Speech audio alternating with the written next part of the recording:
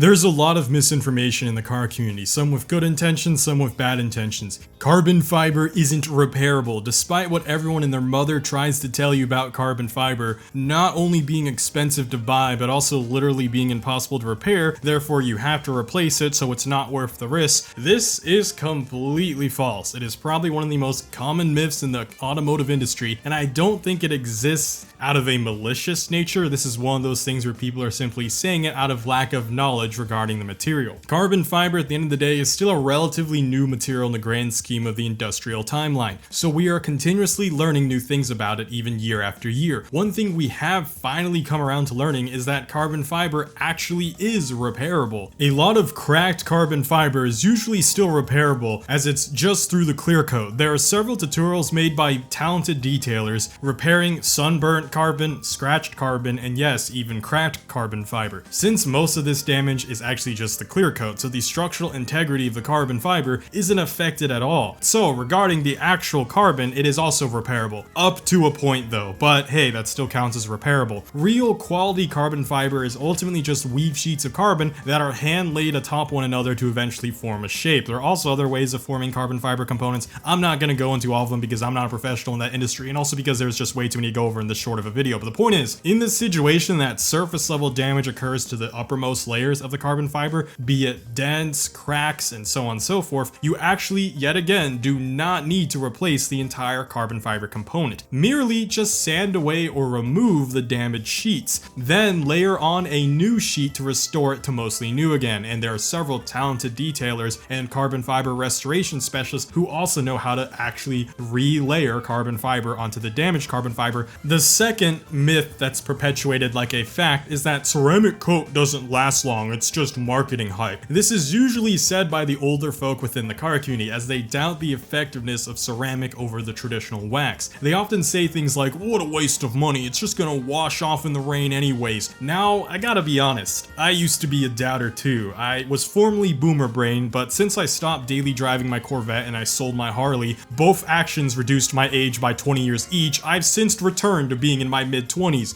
and I've since realized my wrongdoing. Ceramic is not just better wax or wax on steroids, and I feel like it's a lot of market mismanagement and market misguidance around the terminology. We'll get to that. Let me explain how ceramic coat actually works. It does not merely wash off after a single rainy day, as it functions more like a solvent. Properly applied ceramic coating will last years through many weather conditions. You can also just test its effectiveness by seeing if it still beads water off, or by trying to put a slap sticker on it of your irrelevant waifu, only to watch her slowly peel away and crumple like your hopes and dreams. Ceramic coat that is applied correctly will last for years, and it will repel water, stickers, and bugs to some extent, and you'll still need to wash the car ultimately and detail it, but it's so effective that most washing won't take it off, and in fact, most washing can also just consist of water. You don't even need to use soap sometimes. I imagine the misconception surrounding ceramic coating stems from what I mentioned earlier. Horrible marketing terminology enforcement or mismanagement or whatever. What I mean by that is ceramic coating is such a new material to the world of car detailing, there isn't really a regulation or certification that must be passed in order to place the word ceramic onto a certain detailing product, especially in unregulated marketplaces like eBay or Amazon or AliExpress, where some people even buy their detail products from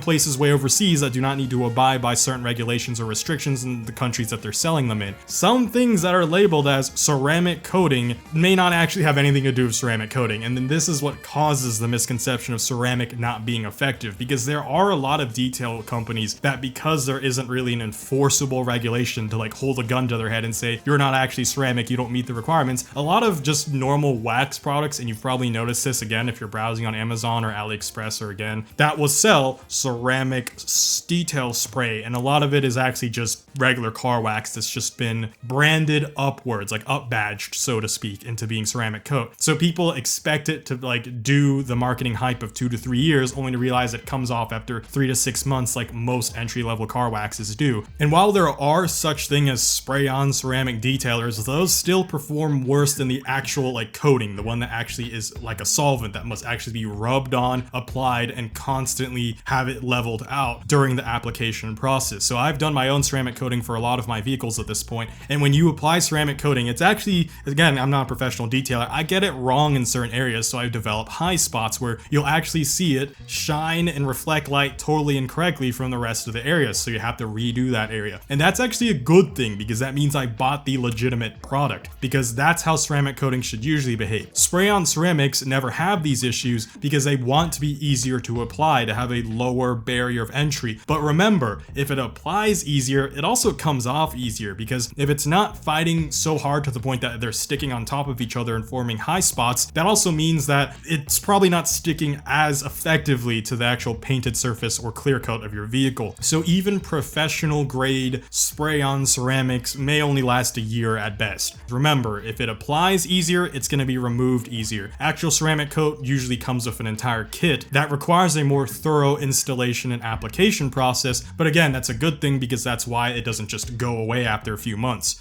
Moving on to the third misinformation that's kind of pushed as a fact is when people always say things like, mods don't matter because you're not going to feel the power anyways. And again, I find these types of comments from older folk in Facebook, and it's usually they're just yelling at younger folk for trying to have fun or whatever and modding our cars. And their most common line is usually like, why bother adding a colder intake? It's not like you're going to feel that 5 horsepower, or why do an exhaust? You're getting so noisy and you only make 10 horsepower. And they will repeat this for ported throttle bodies, mid pipes, catbacks, and even cams. And they're just like, I don't get it. It's just, who cares? You're never gonna feel the power gain. This is all placebo, which is so ridiculously factually incorrect. I cannot believe how many people I see say this, and I wish it was the dead internet theory, but unfortunately most of the people who say this are actually real living, breathing humans. When it comes to something like a camshaft that can have upwards of a 20 to 25% power gain on a dyno, which is a machine that is literally measured to prove those gains, you're going to feel that. That is no longer the territory of, oh, you're not going to feel that power. It's just 5 horsepower. That's such a small difference. You're not going to feel it. You absolutely feel it. There are many professional drag bikes and drag cars that get noticeable power gains from camshafts. For motorcycles, you can make anywhere from 20 to 30 horsepower, which considering their weight is a lot. As for cars, like V8s especially, they can also get like 40, 50 horsepower by just changing cams. And to be fair, it does change the power band as well, so you're going to feel that as well, because it moves how your power is generated and where it comes in, whether it's earlier in your power band if you got a torque cam, or later in your power band if you got a horsepower cam.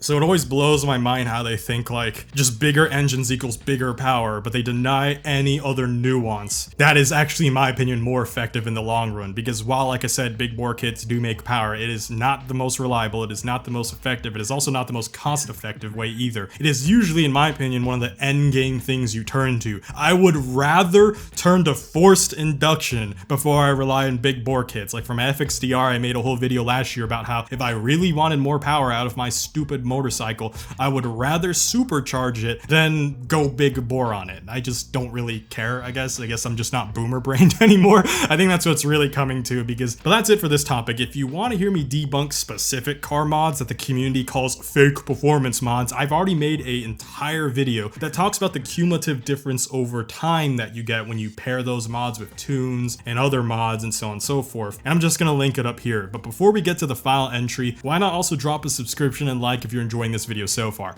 Anyways, for the final entry, let's talk about front wheel drive cars not needing wings. So I already made a short about this topic, but there are still a lot of people who actually say this and spread this misinformation like it's a fact. They go, front wheel drive cars don't need wings. Look, aerodynamics aren't some great conspiracy theory. We can literally test it ourselves. The shape of a car, regardless of a front wheel drive or rear wheel drive setup, is subject to airflow and air resistance. The shape between front wheel drive and rear wheel drive performance cars isn't that different. Like a sedan is still a sedan, a coupe is still a coupe, or coupe, sorry for when I mispronounce it according to my European viewers, and like you get the point. Like that style of vehicle is still gonna have similar aero to another vehicle of that similar style, regardless of its drivetrain. Cars don't become magically immune to the laws of physics because the driver refuses to believe in said physics. If life was that easy, I would just believe myself into early retirement. Now, it does affect it differently especially at lower speeds or in straight lines. So, joking aside, we're gonna talk about how this myth started, which is from drag racers. Since when going in a straight line, front-wheel drive cars do actually have a launching advantage because their drivetrain makes it where they don't squat as much on launch and their front tires will pull forward more easily and more conveniently, which results in better traction. Therefore, a lot of front-wheel drive drag car builds wouldn't feature massive wings or spoilers or even ducktails because it's just to save weight, right? If you already have so much traction, you don't need to trade drag or downforce for traction because you have the traction naturally built in with the drivetrain. Rear-wheel drive drag cars usually do benefit from a spoiler. While some of them won't use a massive wing for straight lines, they do benefit from ducktails, lip spoilers, and other sorts of. This is because the added drag does prevent them from swinging their booty out as much when launching from a dig because their back wheels are the one accelerating, therefore it's pushing the car, and the nose will tend to kind of get a little bit shaky, which can eventually whip out and cause the rear end to then have a fishtailing effect. So there's a lot more skill involved in rear-wheel drive cars, and there is nuance to it where you can install a mod like a drag spoiler to help reduce that difficulty.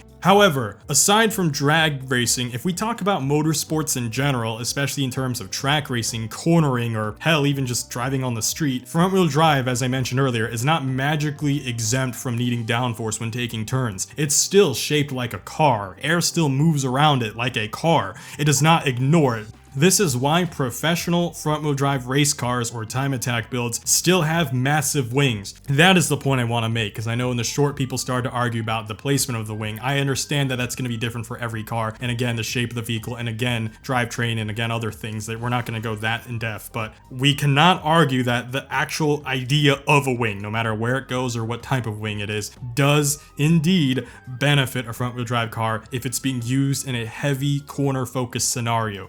So the best way to kind of TLDR this is a car with good traction is not immune to bad aerodynamics. I guess that's the best way I can word this misunderstanding. Front-wheel drive cars are naturally traction blessed at lower speeds or aggressive straight line launching, but when cornering high speeds through turns, they still need good aerodynamics just like any other drivetrain or any other car really. You still need downforce to take turns really, really fast. Anyways, that's it for this video. If you love automotive content, then make sure to subscribe, like this video if you liked it, and share it with your grandpa so he can yell at me in the comments about how wrong I am about all the things in this video. Other than that, check out my other videos if you haven't seen them already, and see y'all next time. Blade Angel out.